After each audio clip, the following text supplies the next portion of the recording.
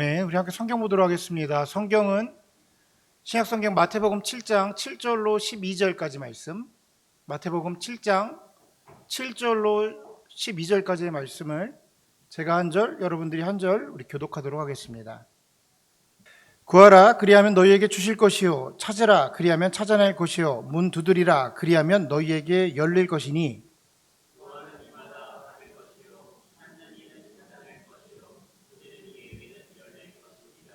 너희 중에 누가 아들이 떡을 달라 하는데 돌을 주며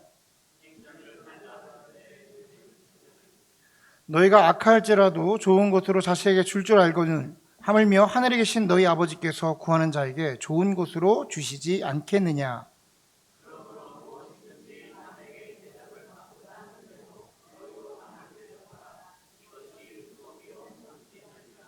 아멘. 아멘.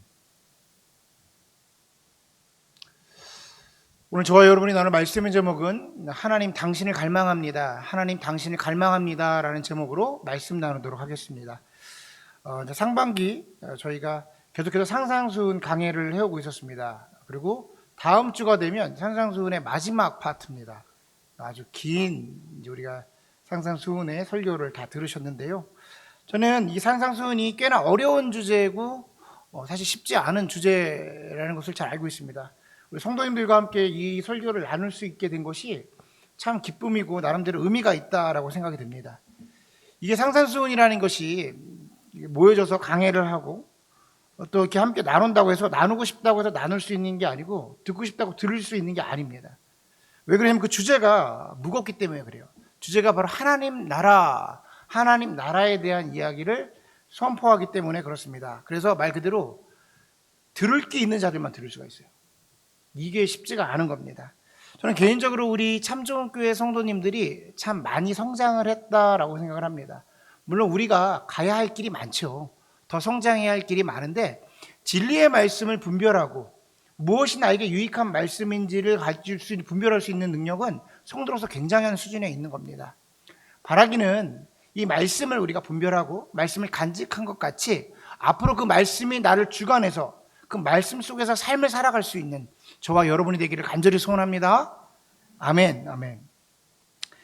자, 오늘 본문은 이 본문 안에 정말 중요하고 유명한 구절이 두 가지가 등장을 합니다.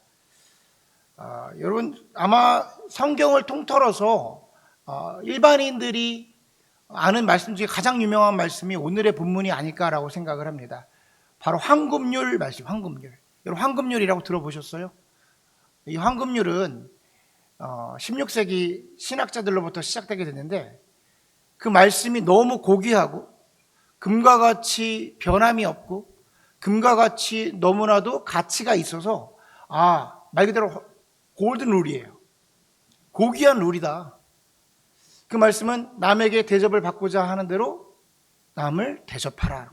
남에게 대접을 받고자 하는 대로 남을 대접하라 라는 말씀입니다. 이 말씀은 정말 진리입니다. 그리고 굳이 신자가 아니라 하여도 사람들에게 적용을 해도 손색이 없고 흠이 없는 말씀입니다. 윤리적으로도 도덕적으로도 어떠한 것도 부족함이 없는 완전한 말씀이에요. 근데 우리가 기억해야 할 것이 있습니다. 우리 성경은 윤리책이 아니라는 거예요. 성경은 도덕책이 아니라는 거죠. 특별히 산상수훈은 세상의 이치를 가리키는 책이 아닙니다. 산상수훈이 말하는 것은 하나님 나라의 진리, 하나님 나라의 복음, 그 하나님 나라 자체를 지금 선포해 주고 있는 겁니다. 그래서 오늘 본문에 보면은 12절에 그러므로라고 시작을 해요. 그러므로. 12절을 보면 그러므로라고 시작하는데 이거는 결과적으로 그러하기 때문에 앞으로 그렇기 때문에 어떤 결과를 말하는 거예요. 그래서 그 연장선상에서 진행이 되어집니다. 중요한 것은 앞에서 무슨 말을 하는지를 우리가 기억하지 못하면 뒤에 있는 예수님이 진정으로 하고자 하는, 전달하고자 하는 말씀을 온전히 이해할 수가 없는 거예요. 자, 우리 본문 7절과 8절을 한번 보도록 하겠습니다. 7절과 8절 다 같이 한 목소리로 읽습니다. 시작.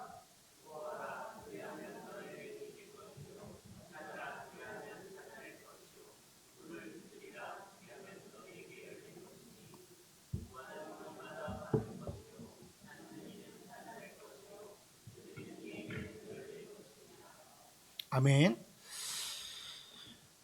7절과 8절에 우리가 알고 있는 굉장한 유명한 구절이 한 구절 더 나옵니다. 이 구절 다 알고 계시죠? 우리 성도님들이 정말로 좋아하는 구절입니다. 구하라, 찾아라, 문 두드리라. 그럼 하나님께서 주실 것이다 라는 거죠. 뭐가 잘 안 되나요?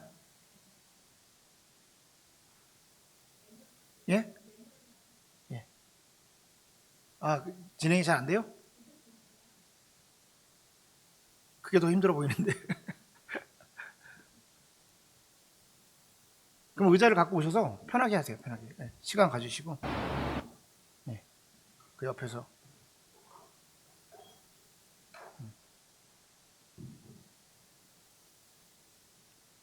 예배를 하다 보면 이제 뭐 그럴 때가 있습니다.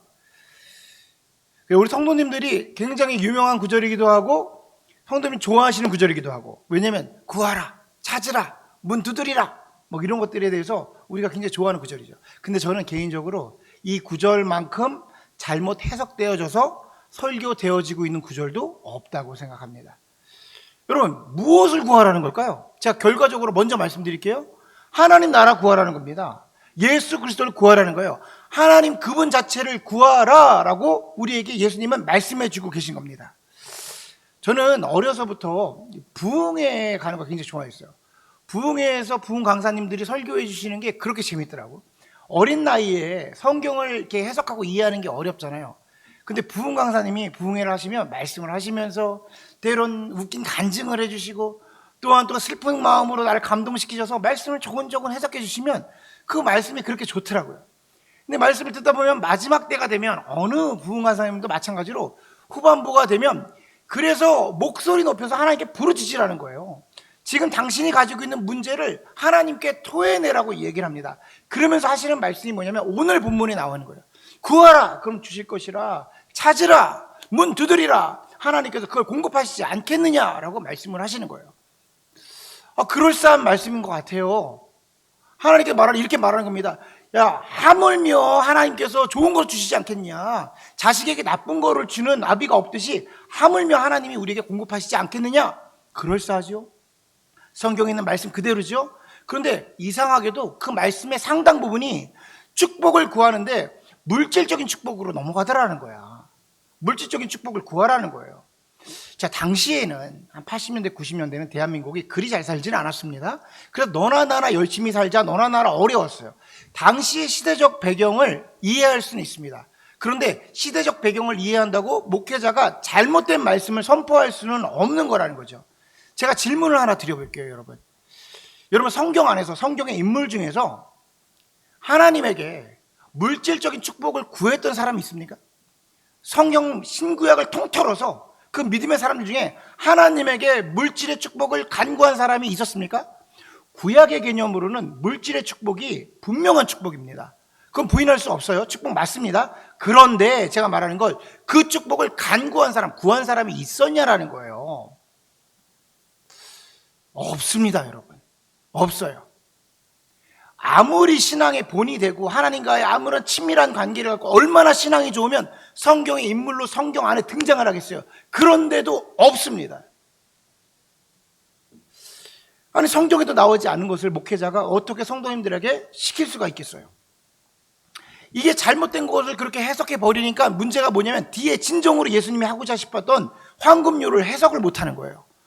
가만히 생각해 보십시오. 자, 하나님께 구하라니까 물질을 구하고 하나님이 재정적으로 충분해진 걸 구하십시오 라고 말해놓고선 그 다음 구절을 이렇게 말하는 거예요. 남에게 대접을 받고자 하면 먼저 다른 사람을 대접해 주어라.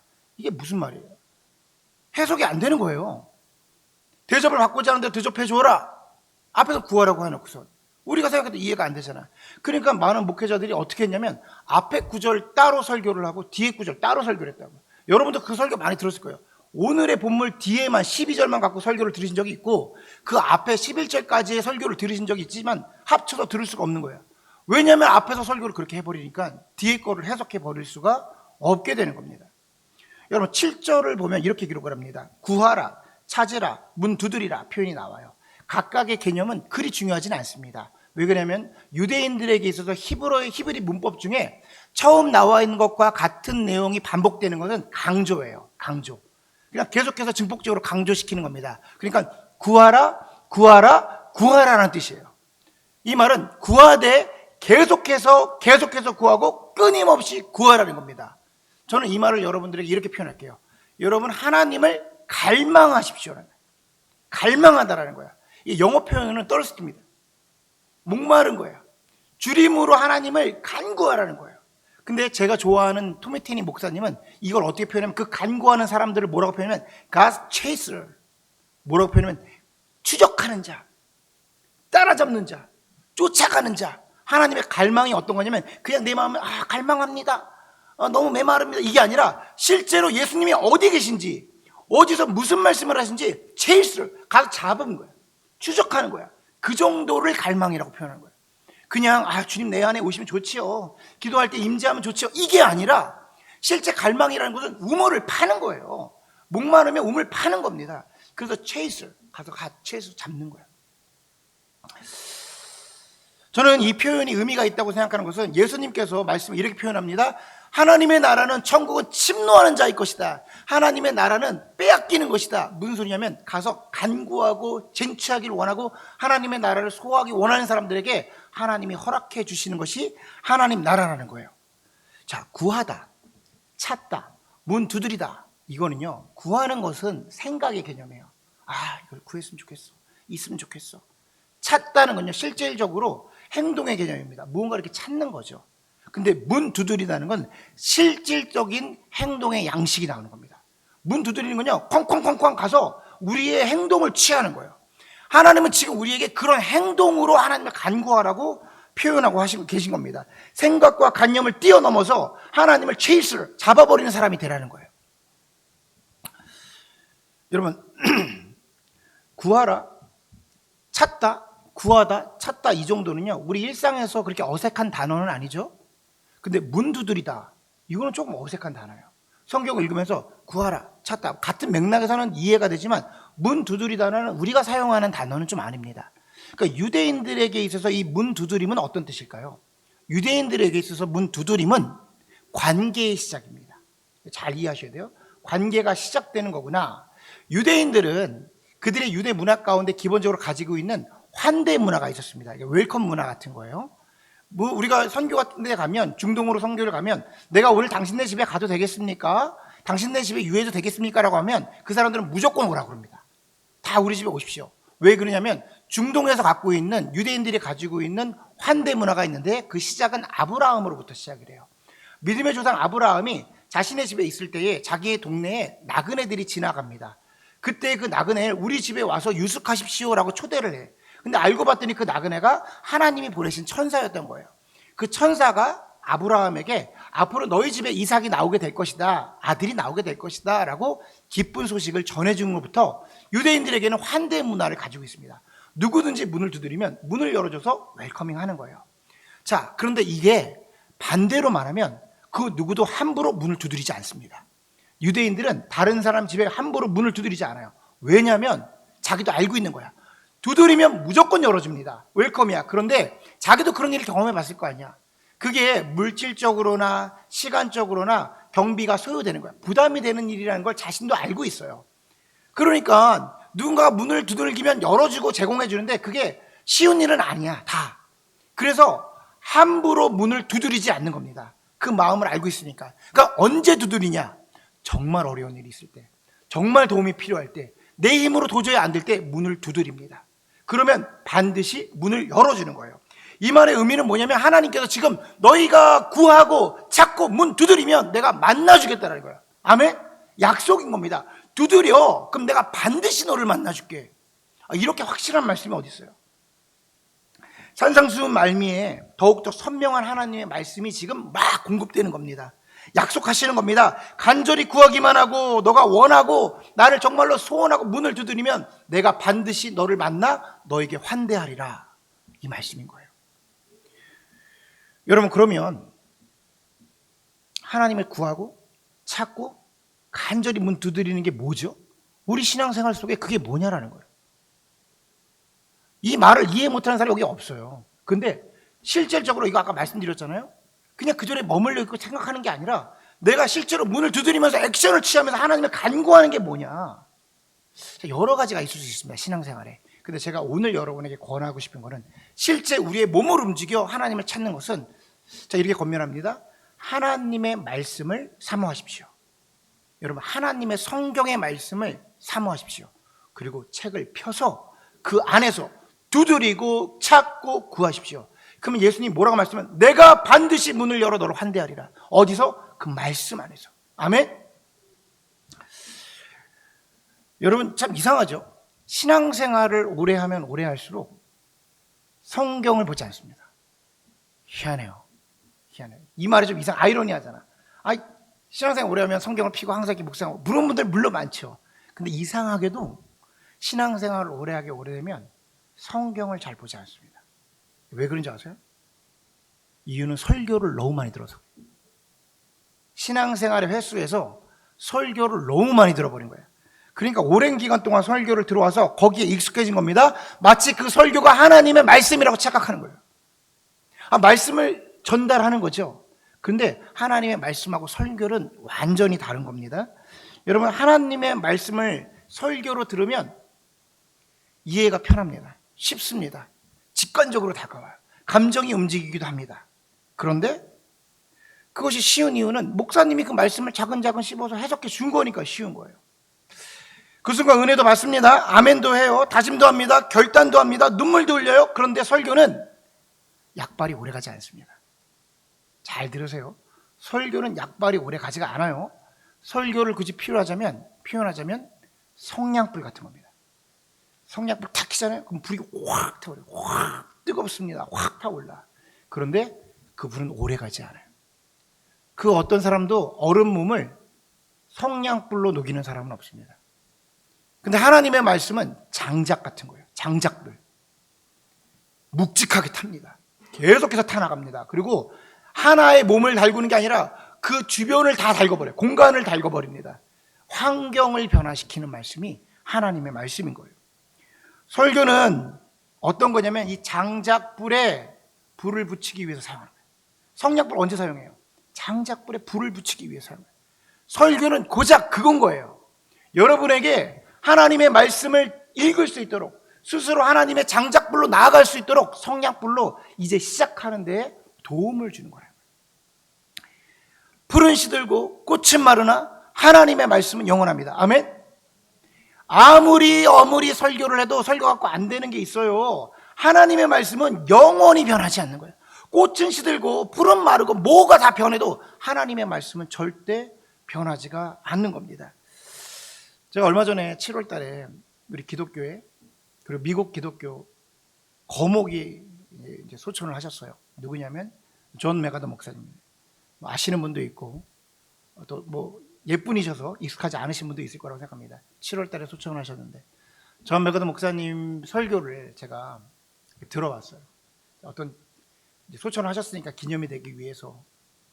근데 원래 설교를 잘하시면 제가 설교를 듣고 나서 야, 메가더 목사님 진짜 설교 너무 잘하십니다.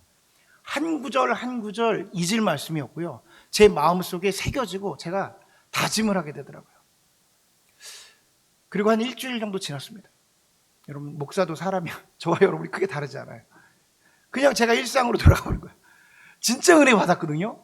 그 말씀들이 간직하게 자 일주일이나 지났을까? 지난주였으니까 다 사라지고 뭐가 남았냐면 야, 메가더 목사 진짜 설교 진짜 잘해. 목사 진짜 설교 진짜 최고야. 말씀은 사라지고 누가 남냐? 설교자만 남는 거야. 여러분 설교는 그런 거라니까요.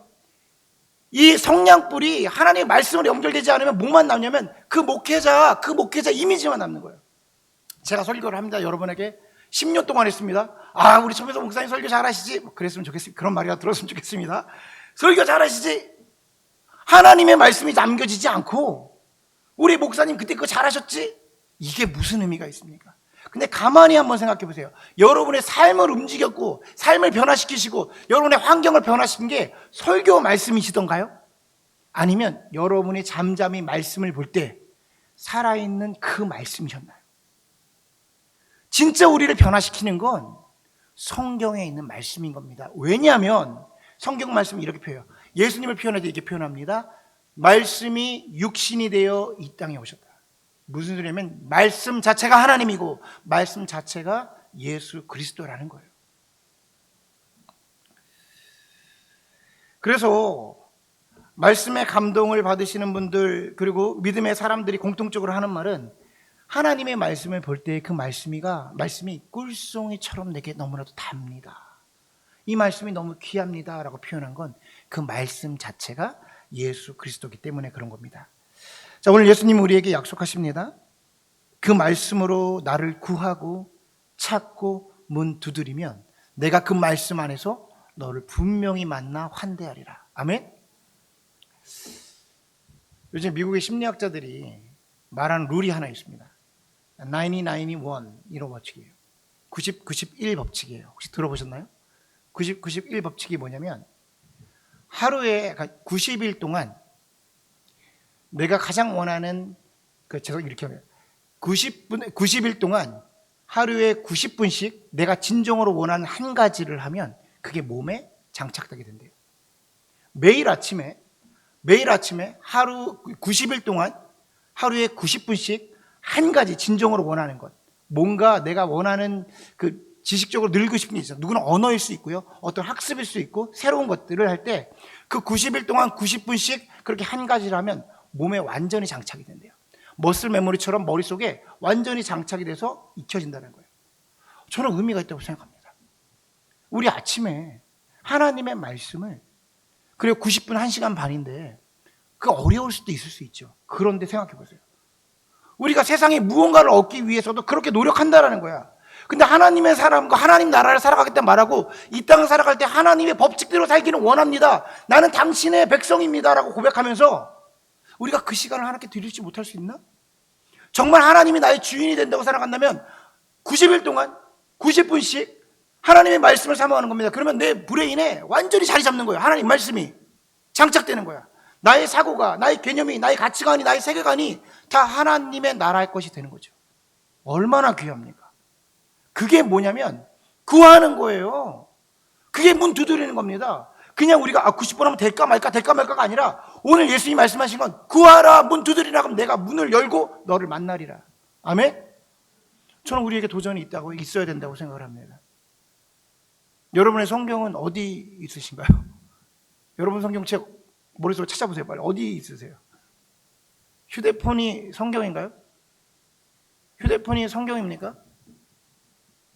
그 글자, 요즘에 전 노안이 와가지고 잘 보이지도 않는 거, 그거 휴대폰이 성경인가요? 아닙니다.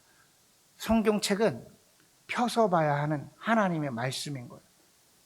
검색해서 뚝딱뚝딱 나오는 거 말고 성경을 펴서 아침에 주님의 말씀을 기다리고 문을 두드리고 하나님을 찾는 겁니다. 자, 여러분, 이 관점에서 이제 제가 이 말씀을 전해드렸으니까 이 관점에서 황금률을 한번 보죠. 이 관점에서 황금률을 보시는 겁니다. 그러므로 남에게 대접을 받고자 하는 대로 너희도 남을 대접하라. 자, 여기서 대접을 받고자 하는 이 대접의 단어를 환대로 바꿔보십시오. 환대. 아까 제가 환대는 뭐라고 그랬죠? 문을 두드리면 나오는 거라고 했잖아요. 문 두드림이라고 그랬잖아요. 이 말의 뜻은 이런 겁니다. 너희가 나를 구하기 위해서 문을 두드렸지, 그래서 내가 환대해 주었지, 너희가 그렇게 환대를 받고자 한다면 너희도 내 이웃을 환대해 주어라는 겁니다. 또는 너희가 문을 두드림으로 나를 만나고자 한다면 이것이 대접을 받고자 하는 겁니다. 그러면 그때의 그 대접을 받고자 하는 마음으로 내 이웃에게 다가가라는 겁니다. 무슨 소리예요? 하나님이 우리에게, 내가 간구했잖아, 하나님을 찾았잖아요, 문 두드렸잖아, 하나님이 문을 열어서 나를 환대해 주셨죠, 은혜를 공급해 주셨죠, 말도 못하는 하나님의 은혜를 우리가 경험했잖아. 그 경험한 것을 가지고 내 이웃에게 가서 누드리는 자에게 나눠주라라는 겁니다. 이 말은 예수를 누리고 예수를 흐르게 하라는 거예요. 아멘? 이게 우리 교회 표현 거예요. 먼저 하나님을 사랑하고 내 이웃을 내 몸과 같이 사랑해라. 이 모든 것이 구약과 선지자와 율법의 강령이니라. 성경이 말하고 있는 게 이거라는 뜻입니다. 예수를 누리고 예수를 흐르게 하라. 우리는 이거는 세상에서 이런 개념이잖아요. 내가 먼저 잘해주고 밥 한 번 사면 제가 날 인정해주고 쟤도 날 또 인정해주고 밥 사고, 우리는 이 본문을 그렇게 이해한단 말이에요. 먼저 가서 선행을 베풀면 인정받아서 그들도 나에게 잘할 거야. 이건 세상의 개념이고 그렇게 이해하셔도 상관이 없는데 이 말씀은 그런 말씀이 아니라는 겁니다. 이 말씀의 뜻은 너희가 은혜를 받은 대로 너희가 먼저 구해서 문을 열어서 나를 만났으니까 그 만남으로 은혜를 경험하고 그 풍성함을 가지고 이제 내 이웃에게 가서 그것을 전하라는 거예요. 고린도전서는 이렇게 말을 합니다. 너희가 엄청난 은사를 받아서 놀라운 능력을 행한다 하여도, 성령의 능력으로 엄청난 일을 행한다 하여도 사랑이 없으면 꽝이다. 꽝. 너희가 성령의 능력으로 방언을 받고 천사의 말을 할지라도 사랑이 없으면 꽝이다. 너희가 내게 문을 두드림으로 환대를 하고 내가 하나님의 엄청난 은혜와 성령을 받았지만 그것을 가지고 내 이웃에게 그 사랑을 흘려보내지 못하면 꽝이다. 뭐가 꽝이냐면 너의 삶 속에서 하나님의 나라는 임하지 않아. 충격적인 얘기입니다. 충격적인 얘기. 이거는 그리하지 않으면 안 되는 거예요. 우리가 환대를 받고자 하는 대로 이 환대의 주체는 하나님인 거예요. 하나님에게 환대를 받으면 하나님은 뭘 약속하시면 내가 너를 환대해 줄게를 약속하신 거예요. 그걸 받은 만큼 내 이웃에게 가서 누가 환대를 받고자 하니까 그들에게 예수를 전달해 주라라는 겁니다. 철저한 하나님 나라의 복음이고요. 이 땅에서 하나님 나라의 백성으로 살아가는 신앙의 원리입니다. 예수를 누리고 예수를 흐르게 하는 겁니다. 말씀을 정리하도록 하겠습니다. 오늘 말씀을 보니까 우리가 너무 잘하는 것처럼 구하라, 찾으라, 문 두드리라 라는 말씀을 우리에게 해주시죠. 여러분, 우리가 구하는 거는 여러 가지 방법이 있을 수 있지만, 우리가 문을 두드리는 건 여러 가지 방법이 있을 수 있지만, 오늘 저와 여러분이 다짐해야 되는 것은 하나님의 말씀을 피겠습니다라는 거예요. 저는 여러분들이 오늘 실천을 하시든 안 하든 저는 잘 모르겠으나 여러분 입속에서 그 이야기를 듣고 싶습니다. 목회자로서 여러분의 입술에 고백이 있게 하기를 원해요. 주님, 제가 내일 아침에 성경책을 피겠습니다.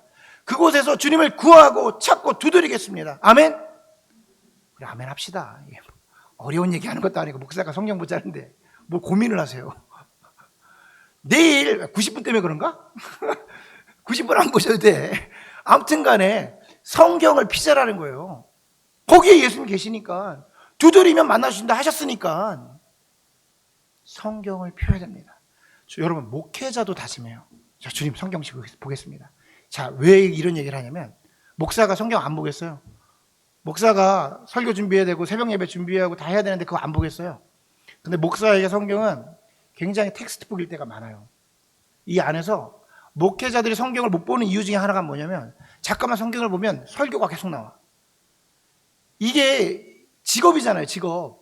그런 성경 말고 이 안에서 뭔가를 발견하겠다는 거 말고 설교거리 찾는 거 말고 하나님의 은혜가 내게 공급되어서 환대해서 문을 열어주시고 성령 하나님께서 내게 다가오셔서 하나님의 나라를 내게 주심으로 담대함으로 세상을 바라보고 주님으로 내 마음이 담대해지며 주님과 함께 동행하는 것을 누리는 성경. 여러분, 이 성경 쳐서 이게 무슨 뜻이지? 무슨 뜻이지? 몰라도 돼. 몰라도 돼. 자, 목사 솔직히 얘기해 줄게. 몰라도 돼. 하나도 몰라도 돼. 그냥 펴서 보세요. 그냥 펴서 보세요. 어떤 사람이 축구 차러 나가서 축구는 어떻게 하는 거지? 왼발을 써야 되나 오른발을 써야 되나 이 고민하면 축구 차는 사람이 어디 있어? 그냥 차보는 거야.